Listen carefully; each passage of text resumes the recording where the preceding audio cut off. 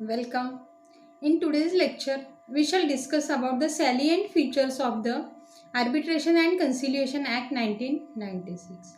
The Arbitration and Conciliation Act 1996 aims to consolidate the law relating to the arbitration and define the conciliation to create a uniform framework that will enforce the regulation laid down in the Universal United Nations Commission of International Trade Law on International Commercial Arbitration and United Nations Commission on International Trade Law rules on a conciliation to create an effective settlement of a dispute. The Act is a self-contained code as it deals with the substantive and procedural aspect of the arbitration in India, laying down the procedure for admission, termination and conduct of proceeding, as well as the rules regarding the jurisdiction, evidence and filing of an appeal. Part 1 of the Act lays down that rules for the domestic arbitration which can only be applied if the seat or a place of arbitration is within the territorial limits of India.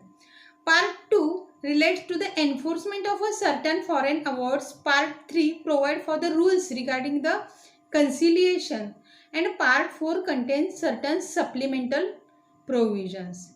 In furtherance of the objective laid down in the preamble of the Act, the following are some of the salient features of the Arbitration and Conciliation Act 1996.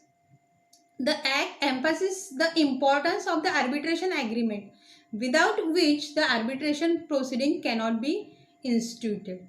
The arbitration agreement is a clause in a contract or an agreement between the parties stating that any dispute will be referred to the arbitration proceeding.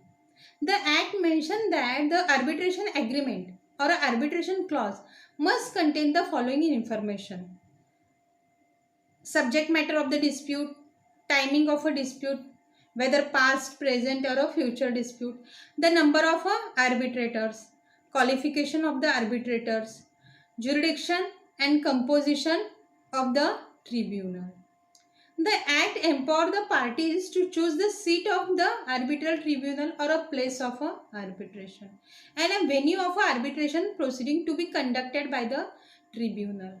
The parties can choose the rule relating to the conduct of the arbitral tribunal, and if so, must be specified in an arbitration agreement or arbitration clause. True to spirit of the arbitration, the Act allows the parties to choose the substantive law to be applied by the arbitration tribunal, and this must also be mentioned in the arbitration agreement. The Act also specifies that the arbitration agreement must contain the provision regarding the mandate of the arbitration and the termination of the mandate. The Act also specifies the power and functions of the tribunal, abolish the umpire system, means breaking of an impasse in an arbitration proceeding, allows new form of a conciliation, provides for the finality of the awards by the arbitrators, state the rules for the international applicability, and enhance the power of the arbitration. In this way, the above mentioned provision are mentioned in the Arbitration and Conciliation Act regarding the salient feature of this Act. Thank you very much.